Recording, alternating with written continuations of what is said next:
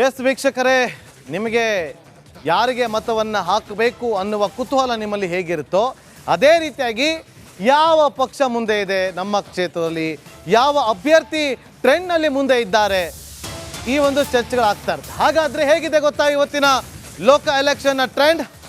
ರಾಜ್ಯದ 28 ಕ್ಷೇತ್ರಗಳಲ್ಲಿ ಚಿತ್ರಣ ಹೇಗಿದೆ? ಎರಡನೇ ಹಂತದ 24 ಕ್ಷೇತ್ರಗಳ ಸ್ಥಿತಿ ಏನು? ರಿಪಬ್ಲಿಕ್ ಕನ್ನಡದಲ್ಲಿ ಮತದಾರರ ನಾಡಿ ಮಿಡಿತ ಹೇಗಿದೆ? ಎರಡನೇ ಹಂತದ ಚುನಾವಣೆ ನಡೆಯುವಂಥ 14 ಕ್ಷೇತ್ರಗಳ ಸ್ಥಿತಿ ಏನಾಗಿದೆ? ಆ 14 ಕ್ಷೇತ್ರಗಳ ಮತದಾರ ಪ್ರಭುವಿನ ನಾಡಿ ಮಿಡಿತ ಹೇಗಿದೆ? ಉತ್ತರ ಕರ್ನಾಟಕದಲ್ಲಿ ದಿನೇ ದಿನೇ ಹವಾ ಬದಲಾಗ್ತಾನೇ ಇದೆ. ಕೆಲವೆಡೆ ನಿನ್ನೆ ಇದ್ದ ಟ್ರೆಂಡ್ ಇವತ್ತಿಲ್ಲ, ಇವತ್ತಿರುವಂಥ ಟ್ರೆಂಡ್ ನಾಳೆ ಇರೋದಿಲ್ಲ, ಚೇಂಜಸ್ ಆಗ್ತಾನೆ ಇರುತ್ತೆ, ಉಲ್ಟಾ ಪಲ್ಟಾ ಆಗ್ತಾನೆ ಇರುತ್ತೆ. ದಿನೇ ದಿನೇ ದಿಟ್ಟ ಉತ್ತರ ಕೊಡ್ತಾ ಇದೆಯಾ ಕಾಂಗ್ರೆಸ್ ಪಾಳೆಯ. ಎರಡನೇ ಹಂತದಲ್ಲಿ ನಡೆಯುವಂಥ 14 ಲೋಕಸಭಾ ಕ್ಷೇತ್ರಗಳಲ್ಲಿ ಟ್ರೆಂಡ್ ಹೇಗಿದೆ? ಕಾಂಗ್ರೆಸ್ ಕೆಲವೊಂದು ಕಡೆ ಮುನ್ನುಗ್ತಾ ಇದೆ ನೋಡಿ, ಧೂಳಿನಿಂದ ಮೇಲೆ ಹೇಳ್ತಾ ಇದೆಯಾ ಕಾಂಗ್ರೆಸ್ನ ಸೈನ್ಯ. ಆದರೂ ಕೂಡ ಲೀಡನ್ನು ಕಾಪಾಡಿಕೊಳ್ಳೋದ್ರಲ್ಲಿ ಕಮಲ ಸಕ್ಸಸ್ ಆಗ್ತಾ ಇದೆ. ಉತ್ತರ ಕರ್ನಾಟಕ ಭಾಗದ ಅಂದರೆ ಎರಡನೇ ಹಂತದಲ್ಲಿ ನಡೆಯುವಂಥ 14 ಲೋಕಸಭಾ ಕ್ಷೇತ್ರಗಳ ಪೈಕಿ 9ರಲ್ಲಿ ಕಮಲ ತೇಜಸ್ ಇದೆ. ಇನ್ನುಳಿದಂತೆ 5 ಕ್ಷೇತ್ರಗಳ ಸ್ಥಿತಿಗತಿ ಏನು? 3ರಲ್ಲಿ ಟ್ರೆಂಡ್ನಲ್ಲಿ ಮುಂದೆ ಇದೆ ಕಾಂಗ್ರೆಸ್, 2ರಲ್ಲಿ 50-50 ಚಾನ್ಸ್ ಇದೆ ಅಂತ ಹೇಳಲಾಗ್ತದೆ. ಹಾಗಾದರೆ ವೀಕ್ಷಕರೇ, ನಿಮಗೆ ಕುತೂಹಲ ಇದೆ ಯಾವುದು ಆ ಕ್ಷೇತ್ರ ಅಂತೇಳಿ ತಿಳಿದುಕೊಳ್ಳೋದಕ್ಕೆ ಶುರು ಮಾಡೋಣ. ಮೊದಲಿಗೆ ನಾವು ನಿಮ್ಮ ಮುಂದೆ ಇಡ್ತಾ ಇರುವಂಥ ಲೋಕಸಭಾ ಕ್ಷೇತ್ರ ಬಾಗಲಕೋಟೆ ಲೋಕಸಭಾ ಕ್ಷೇತ್ರ. ಬಾಗಲಕೋಟೆ ಲೋಕಸಭಾ ಕ್ಷೇತ್ರದಲ್ಲಿ ಟ್ರೆಂಡ್ ಹೇಗಿದೆ? ಬಿಜೆಪಿ ಅಭ್ಯರ್ಥಿ ನೋಡಿ, ಅಲ್ಲಿ ಟ್ರೆಂಡ್ ನಿಮಗೆ ಆಲ್ರೆಡಿ ನಮ್ಮ ಬಲಭಾಗದಲ್ಲಿ ಗ್ರಾಫ್ ಕಾಣಿಸ್ತಾ ಇದೆ. PC ಗದ್ದಿಗೌಡರ್ ಬಿಜೆಪಿ ಅಭ್ಯರ್ಥಿ ಆಗಿದ್ದಾರೆ, ಸಂಯುಕ್ತ ಪಾಟೀಲ್ ಅವರು ಕಾಂಗ್ರೆಸ್ ಅಭ್ಯರ್ಥಿ ಆಗಿದ್ದಾರೆ. ಇಲ್ಲಿ ದಿನೇ ದಿನೇ ಚೇಂಜಸ್ ಆಗ್ತಾ ಇದೆ ಅಂತ ಅಂದುಕೊಳ್ಳಬಹುದು, ಆಗ್ತಾ ಇದೆ. ಆದರೆ ಕಾಂಗ್ರೆಸ್ ಮೇಲಕ್ಕೆ ಹೋಗ್ತಾ ಇದೆ, ಕೆಳಗೆ ಬರ್ತಾ ಇದೆ, ಮೇಲಕ್ಕೆ ಹೋಗುತ್ತೆ, ಕೆಳಗೆ ಬರುತ್ತೆ. ಇವತ್ತು ಕೂಡ ಅದೇ ರೀತಿಯಾಗಿದೆ. ಇವತ್ತು ಬಿಜೆಪಿ ಅಭ್ಯರ್ಥಿ 56% ಪಡೆದುಕೊಳ್ಳುವ ಮೂಲಕ ಇವತ್ತಿನ ಟ್ರೆಂಡ್ನಲ್ಲಿ ಮುಂದೆ ಇದ್ದಾರೆ ನೋಡಿ. ನಿನ್ನೆ ಎಲ್ಲ ಮೊನ್ನೆ 48 ಇತ್ತು ಕಾಂಗ್ರೆಸ್ ಅಭ್ಯರ್ಥಿ ಪರ ಟ್ರೆಂಡ್, ಇವತ್ತು 4 ಪಾಯಿಂಟ್ ಡೌನ್ ಆಗಿದೆ.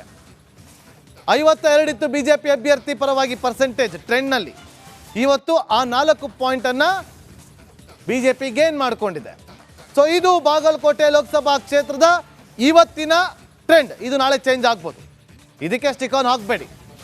ನೆಕ್ಸ್ಟ್ ಲೋಕಸಭಾ ಕ್ಷೇತ್ರ ನಿಮ್ಮ ಮುಂದೆ ಈಗ ಬೆಳಗಾವಿ. ಮಾಜಿ CM ಜಗದೀಶ್ ಶೆಟ್ಟರ್ ಅವರು ಬಿಜೆಪಿ ಅಭ್ಯರ್ಥಿ.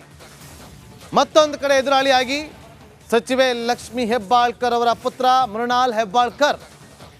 ನೋಡಿ ಟ್ರೆಂಡ್ ಹೇಗಿದೆ ಅಂತೇಳಿ. 52%ನಿಂದ ಬಿಜೆಪಿ ಮುಂದೆ ಇದೆ, 48%ನಿಂದ ಕಾಂಗ್ರೆಸ್ ಹಿಂದೆ ಉಳಿದಿದೆ. ಇವತ್ತು ಮೊನ್ನೆವರೆಗೂ ಕೂಡ 50-50 ಇತ್ತು ನೋಡಿ. ನಾವು ಪ್ರತಿನಿತ್ಯ ನಿಮಗೆ ಇದೇ ಸಮಯದಲ್ಲಿ ಒಂದು ದಿನ 14 ಕ್ಷೇತ್ರ ಮೊದಲ ಹಂತದಲ್ಲಿ ನಡೆಯುವಂಥ ಕ್ಷೇತ್ರಗಳ ಬಗ್ಗೆ ಟ್ರೆಂಡಲ್ಲಿ ಇಡ್ತೀವಿ, ಮತ್ತೊಂದು ದಿನ ಇನ್ನುಳಿದಂಥ 14 ಕ್ಷೇತ್ರ ಟ್ರೆಂಡ್ ಹೇಗಿದೆ ಅಂತೇಳಿ ಮುಂದೆ ಇಡ್ತೀವಿ. ಇನ್ನು ಮುಂದೆ ಹೋಗ್ತಾ ಹೋಗ್ತಾ 28 ಲೋಕಸಭಾ ಕ್ಷೇತ್ರಗಳ ಟ್ರೆಂಡನ್ನು ಕೂಡ ನಿಮ್ಮ ಮುಂದೆ ಇಡುವಂಥ ಪ್ರಯತ್ನವನ್ನು ಮಾಡ್ತೀವಿ. ಇವತ್ತು ನೀವು ನೋಡ್ತಾ ಇರುವಂಥದ್ದು ಬೆಳಗಾವಿ ಲೋಕಸಭಾ ಕ್ಷೇತ್ರದ ಇವತ್ತಿನ ಟ್ರೆಂಡ್. 52% ತೆಗೆದುಕೊಳ್ಳುವ ಮೂಲಕ ಬಿಜೆಪಿ ಮುಂದೆ ಇದೆ, 48% ತೆಗೆದುಕೊಳ್ಳುವ ಮೂಲಕ ಕಾಂಗ್ರೆಸ್ ಹಿಂದೆ ಇದೆ. ನೆಕ್ಸ್ಟ್ ಚಿಕ್ಕೋಡಿ ಲೋಕಸಭಾ ಕ್ಷೇತ್ರ. ನೆಕ್ಸ್ಟ್ ಬೆಳಗಾವಿ ಆಯಿತು, ಈಗ ನೆಕ್ಸ್ಟ್ ಚಿಕ್ಕೋಡಿ ಲೋಕಸಭಾ ಕ್ಷೇತ್ರ. ಅಣ್ಣಾ ಸಾಹೇಬ್ ಜೊಲ್ಲೆ ಬಿಜೆಪಿ ಅಭ್ಯರ್ಥಿ, ಅಣ್ಣಾ ಸಾಹೇಬ್ ಜೊಲ್ಲೆ ಬಿಜೆಪಿ ಅಭ್ಯರ್ಥಿಯಾಗಿದ್ದಾರೆ. ಪ್ರಿಯಾಂಕಾ ಜಾರಕಿಹೊಳಿ ಕಾಂಗ್ರೆಸ್ ಅಭ್ಯರ್ಥಿ ಆಗಿದ್ದಾರೆ. ಬಹಳ ಕುತೂಹಲ ಇದೆ ನಿಮಗೆ ಗ್ರಾಫ್ನಲ್ಲಿ ಹೇಗಿದೆ ನಮ್ಮ ಕ್ಷೇತ್ರದಲ್ಲಿ ಟ್ರೆಂಡ್ ಅಂತ ನೋಡಿ. 53% ಬಿಜೆಪಿ, 47% ಕಾಂಗ್ರೆಸ್. ನೋಡಿ ಬಿಜೆಪಿ 53%, ಕಾಂಗ್ರೆಸ್ 47%. ಇಲ್ಲಿ ದಿನದಿಂದ ದಿನಕ್ಕೆ ಟ್ರೆಂಡಲ್ಲಿ ಬದಲಾವಣೆಗಳಾಗ್ತಾನೆ ಇದೆ. ಇವತ್ತು ಕಾಂಗ್ರೆಸ್ 1% ಗೇನ್ ಆಗಿದೆ, ಜಾಸ್ತಿ ಆಗಿದೆ 1%. ಬಿಜೆಪಿ 1% ಕಡಿಮೆ ಆಗಿದೆ. ಆದರೂ ಕೂಡ ಲೀಡ್ ಕಾಪಾಡಿಕೊಂಡಿದೆ ಬಿಜೆಪಿ ಚಿಕ್ಕೋಡಿ ಲೋಕಸಭಾ ಕ್ಷೇತ್ರದಲ್ಲಿ. ಅಲ್ಲಿ ಸಂಸದರಿದ್ದಿರುವಂತಹ ಕ್ಷೇತ್ರ ಅಣ್ಣಾ ಸಾಹೇಬ್ ಜೊಲ್ಲೆ ಅವರೇ ಅಭ್ಯರ್ಥಿಯಾಗಿದ್ದಾರೆ. ಚಿಕ್ಕೋಡಿ ಲೋಕಸಭಾ ಕ್ಷೇತ್ರದಲ್ಲಿ ನೋಡಿ ಟ್ರೆಂಡ್ ಹೇಗಿದೆ ಅಂತೇಳಿ. 53-47 53-47 ಮೊನ್ನೆ ಇದ್ದಿದ್ದು 46-52 46-52 ಮೊನ್ನೆ ಇದ್ದಂಥ ಟ್ರೆಂಡ್. ಇವತ್ತು ಚೇಂಜ್ ಆಗಿದೆ 53-47 53%ನಿಂದ BJP ಇವತ್ತು ಚಿಕ್ಕೋಡಿ ಲೋಕಸಭಾ ಕ್ಷೇತ್ರದಲ್ಲಿ ಮುಂದೆ ಇದೆ. ಇವತ್ತಿನ ಟ್ರೆಂಡ್ ಹೇಳ್ತಾ ಇದೆ. ನೆಕ್ಸ್ಟ್ ಲೋಕಸಭಾ ಕ್ಷೇತ್ರ ಕೊಪ್ಪಳ ಲೋಕಸಭಾ ಕ್ಷೇತ್ರ ಬಹಳ ಕುತೂಹಲ ಇದೆ. ಕೊಪ್ಪಳದಲ್ಲಿ BJP ಅಭ್ಯರ್ಥಿ ಬಸವರಾಜ್ ಕೆ, ಮತ್ತೊಂದು ಕಡೆ ಕಾಂಗ್ರೆಸ್ ಅಭ್ಯರ್ಥಿ ರಾಜಶೇಖರ್ ಇಟ್ನಾಳ್ ಅವರು. ನೋಡಿ ಕೊಪ್ಪಳ ಯಾವ ರೀತಿಯಾಗಿದೆ ಅಂತೇಳಿ, ಅಲ್ಲಿ ದೃಶ್ಯಾವಳಿಗಳು ಚೇಂಜ್ ಆಗಬೇಕು. ಚಿಕ್ಕೋಡಿ ಲೋಕಸಭಾ ಕ್ಷೇತ್ರದ ಬರ್ತಾ ಇದೆ, ಈಗ ಚೇಂಜ್ ಆಗಿದೆ ನೋಡಿ. ಕೊಪ್ಪಳ ಲೋಕಸಭಾ ಕ್ಷೇತ್ರದಲ್ಲಿ BJP 49% ಇದೆ, 51% ಕಾಂಗ್ರೆಸ್ ಅಂತ ಹೇಳ್ತಾ ಇದೆ ಇವತ್ತಿನ ಟ್ರೆಂಡ್ ಹೇಳ್ತಾ ಇದೆ. ನೋಡಿ ಇಲ್ಲಿ ದಿನದಿಂದ ದಿನಕ್ಕೆ ಕಾಂಗ್ರೆಸ್ ಮುನ್ನುಗ್ತಾನೆ ಇದೆ ಕೊಪ್ಪಳದಲ್ಲಿ. ಯಾಕೆ ಮೊನ್ನೆ ಅವ್ರಿಗೂ 50-50 ಇತ್ತಲ್ಲ, ಇವತ್ತು ಯಾಕೆ ಚೇಂಜಸ್ ಆಗಿದೆ ಅಂತ ನೀವು ಅಂದ್ಕೋಬೋದು. ಆಗತ್ತದು, ಜನರ ನಾಡಿ ಮಿಡಿತ ಪ್ರತಿನಿತ್ಯವೂ ಕೂಡ ಚೇಂಜ್ ಆಗ್ತಾ ಇರುತ್ತೆ. ರಾತ್ರಿ ಆಗಿ ಬೆಳಗಾಗೋದ್ರಲ್ಲಿ ಚೇಂಜಸ್ ಆಗ್ತಾನೆ ಇರುತ್ತೆ.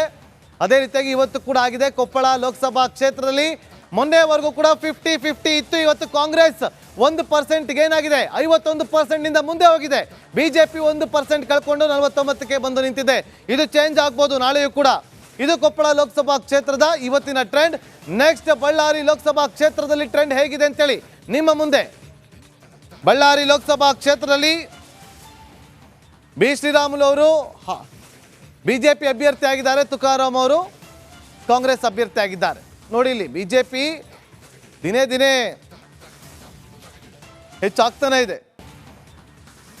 54% 53% ಇತ್ತು, 54%ಗೆ ಹೋಗಿದೆ. ಜನರ ನಾಡಿ ಮಿಡಿತಾ ಇತ್ತು. ಇವತ್ತಿನ ಟ್ರೆಂಡ್ ಇದು ನೀವು ನೋಡ್ತಾ ಇರುವಂಥದ್ದು. ಚೇಂಜಸ್ ಆಗ್ತಾನೆ ಇರುತ್ತೆ. ಇವತ್ತು ಮೇಲಿದ್ದವರು ಕೆಳಗೆ ಹೋಗ್ತಾರೆ, ಕೆಳಗಿದ್ದವರು ಮೇಲಕ್ಕೆ ಹೋಗ್ತಾನೆ ಇರ್ತಾರೆ. ಒಂದು ರೀತಿಯಲ್ಲಿ ಈ ನಾಡಿ ಮಿಡಿತಾ ಇರುತ್ತಲ್ಲ, ಹಾವು ಏಣಿ ಆಟದಂತೆ. ಒಂದು ದಿನ ಕಾಂಗ್ರೆಸ್ ಪರ ಒಲವಿರುತ್ತೆ, ಇನ್ನೊಂದು ದಿನ BJP ಪರ ಒಲವಿರುತ್ತೆ. ಆದರೂ ಕೂಡ ಮತದಾರ ಪ್ರಭುಗಳು ಅಳೆದು ತೂಗಿ ಆಲೋಚನೆ ಮಾಡಿ ಮತವನ್ನು ಮಾಡಬೇಕು. ಈಗ ಬಳ್ಳಾರಿ ಲೋಕಸಭಾ ಕ್ಷೇತ್ರದ BJP ಅಭ್ಯರ್ಥಿ ಆಗಿರುವಂಥ ಬಿ ಶ್ರೀರಾಮುಲು, ಕಾಂಗ್ರೆಸ್ ಅಭ್ಯರ್ಥಿ ಆಗಿರುವಂಥ ತುಕಾರಾಮ್ ಯಾವ ರೀತಿಯಾಗಿದೆ ಪರ್ಸೆಂಟೇಜ್ ನೋಡಿ. 54% ತೆಗೆದುಕೊಳ್ಳುವ ಮೂಲಕ BJP ಅಭ್ಯರ್ಥಿ ಮುಂದಿದ್ದಾರೆ.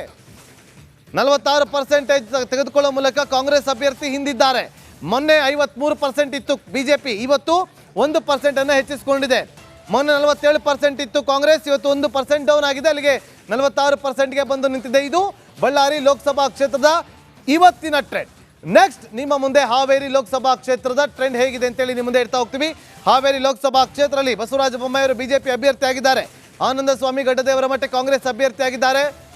ಈಗ ನಿಮ್ಮ ಮುಂದೆ ಪರ್ಸೆಂಟೇಜ್ ನೋಡಿ, 55-45 55-45 55% BJP ಅಭ್ಯರ್ಥಿ, 45% ಕಾಂಗ್ರೆಸ್ ಅಭ್ಯರ್ಥಿ. ಬಸವರಾಜ ಬೊಮ್ಮಾಯಿ ಅವರು ದಿನೇ ದಿನೇ ತಮ್ಮ ಓಡಾಟವನ್ನು ಹೆಚ್ಚಿಸಿಕೊಳ್ತಿದ್ದಾರೆ, ಪ್ರಚಾರದ ಭರಾಟೆಯನ್ನು ಕೂಡ ಹೆಚ್ಚಿಸ್ಕೊಳ್ತಾ ಇದ್ದಾರೆ. ಹಾಗಂತ ಕಾಂಗ್ರೆಸ್ ಅವರೇನು ಸುಮ್ಮನೆ ಕೂತಿಲ್ಲ. ಅಲ್ಲೂ ಕೂಡ ದೊಡ್ಡ ಮಟ್ಟದಲ್ಲಿ ಪ್ರಚಾರಗಳನ್ನು ಮಾಡ್ತಿದ್ದಾರೆ, ದೊಡ್ಡ ಮಟ್ಟದಲ್ಲಿ ಕ್ಯಾಂಪೇನ್ಗಳನ್ನು ಮಾಡ್ತಿದ್ದಾರೆ. ಹಾಗಾಗಿ 44% ಇತ್ತು ಮೊನ್ನೆ, ಇವತ್ತು 1% ಮುಂದೆ ಹೋಗಿದೆ.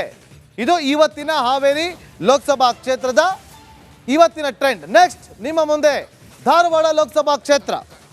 BJP ಅಭ್ಯರ್ಥಿ ಪ್ರಹ್ಲಾದ್ ಜೋಶಿ ಅವರು, ಕಾಂಗ್ರೆಸ್ ಅಭ್ಯರ್ಥಿ ವಿನೋದ್ ಅಸೋಟಿ ಅವರು. ಕುತೂಹಲ ಇದೆ ಅಲ್ವಾ ನೋಡಿ.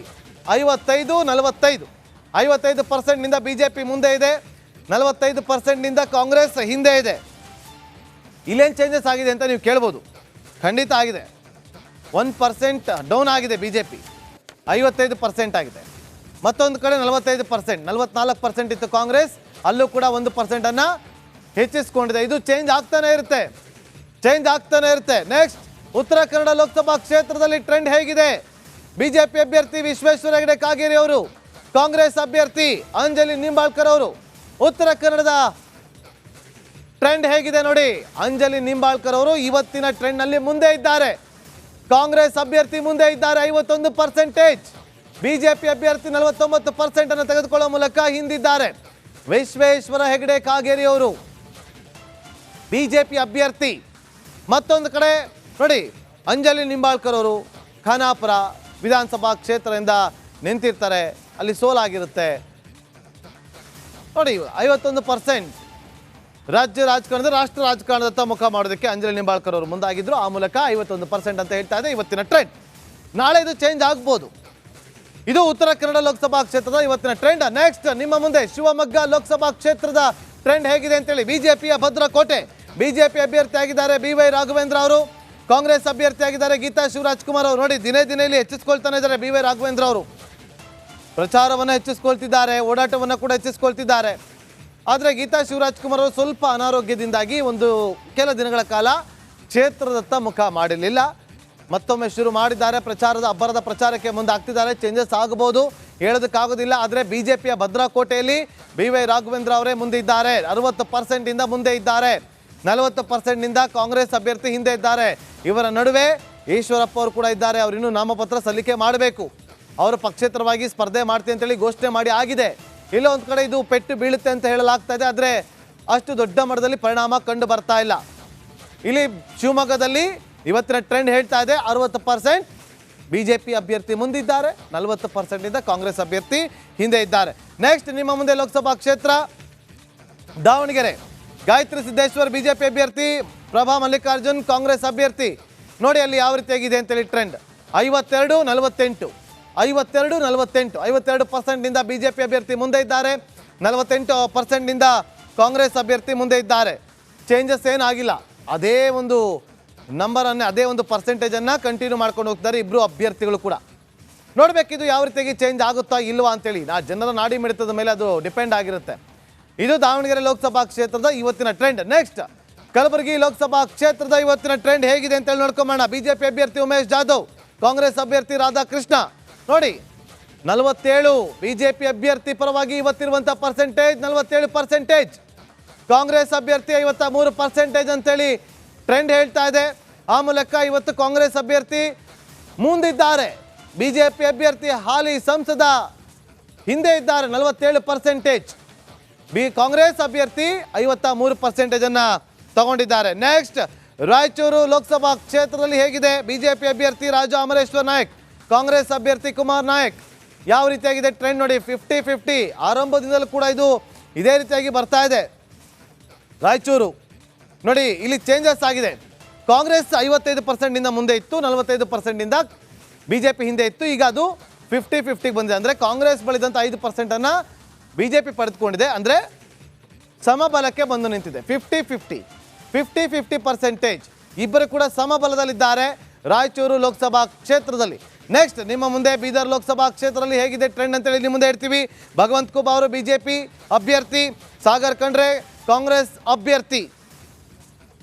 ನೋಡಿ ಇಲ್ಲೂ ಕೂಡ ಟ್ರೆಂಡ್ ಹೇಗಿದೆ ಅಂತೇಳಿ ಗಮನಿಸ್ತಾ ಇದ್ದೀರಿ. ಪ್ರಚಾರ ಕಾರ್ಯವನ್ನು ಚುರುಕುಗೊಳಿಸಿದ್ದಾರೆ. ಇಲ್ಲಿ ಹಾಲಿ ಸಂಸದ ಭಗವಂತ್ ಖೂಬಾ ಅವರು, ಹಾಲಿ ಸಂಸದ ಅವರೇ ಅಭ್ಯರ್ಥಿ. ಮತ್ತೊಂದು ಕಡೆ ಸಚಿವರಾಗಿರುವಂಥ ಈಶ್ವರ್ ಖಂಡ್ರೆ ಅವರ ಪುತ್ರ ಸಾಗರ್ ಖಂಡ್ರೆ ಅವರು ಕೂಡ ಭರ್ಜರಿಯ ಪ್ರಚಾರವನ್ನು ಮಾಡ್ತಿದ್ದಾರೆ. ಬೀದರ್ 50-50%ನಲ್ಲಿದೆ. ಇದು ಚೇಂಜಸ್ ಆಗಬಹುದು, ಇದು ಚೇಂಜಸ್ ಆಗಬಹುದು. ನಾಳೆ ಏನಾಗುತ್ತೋ ಗೊತ್ತಿಲ್ಲ, ಕಾದು ನೋಡಬೇಕು.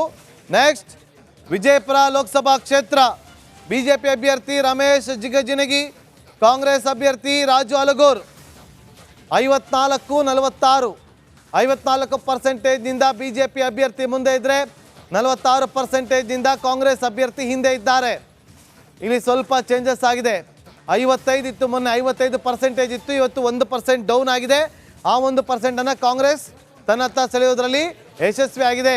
ಇದು ಚೇಂಜಸ್ ಆಗ್ತಾ ಇರುತ್ತೆ. ವಿಜಯಪುರ ಲೋಕಸಭಾ ಕ್ಷೇತ್ರದಲ್ಲಿ ಕೂಡ ಚೇಂಜಸ್ ಆಗ್ತಾ ಇರುತ್ತೆ. ಈಗ ನಾವಿಷ್ಟು 14 ಲೋಕಸಭಾ ಕ್ಷೇತ್ರಗಳ ಟ್ರೆಂಡ್ ಹೇಗಿದೆ ಅಂತೇಳಿ ನೋಡ್ತಾ ಬಂದ್ವಿ. ಒಮ್ಮೆ ಓವರ್ ಆಲ್ ಆಗಿ ಹೇಗಿದೆ ಅಂತೇಳಿ ಕ್ವಿಕ್ ಆಗಿ ನೋಡ್ತಾ ಹೋಗೋಣ.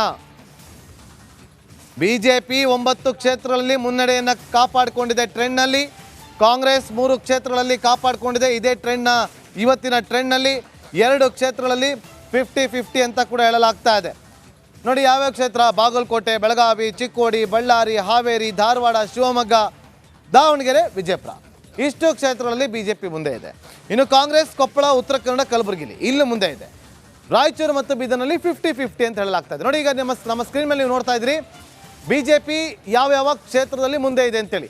ಬಾಗಲಕೋಟೆಯಲ್ಲಿ 56% ಬಿಜೆಪಿ, 44% ಕಾಂಗ್ರೆಸ್. ಬೆಳಗಾವಿಯಲ್ಲಿ ಬಿಜೆಪಿ 52%, ಕಾಂಗ್ರೆಸ್ 48%. ಚಿಕ್ಕೋಡಿಯಲ್ಲಿ ಬಿಜೆಪಿ 53%, ಕಾಂಗ್ರೆಸ್ 47%. ಬಳ್ಳಾರಿಯಲ್ಲಿ 54% ಬಿಜೆಪಿಗೆ, ಇನ್ನುಳಿದಂಥ 46% ಕಾಂಗ್ರೆಸ್ಗೆ ಬಂದಿದೆ. ಅಂದರೆ ಇವತ್ತಿನ ಟ್ರೆಂಡ್ ಹೇಳ್ತಾ ಇದೆ. ನೆಕ್ಸ್ಟ್ ಕೊಪ್ಪಳದಲ್ಲಿ ಬಿಜೆಪಿ 49, ಕಾಂಗ್ರೆಸ್ 51.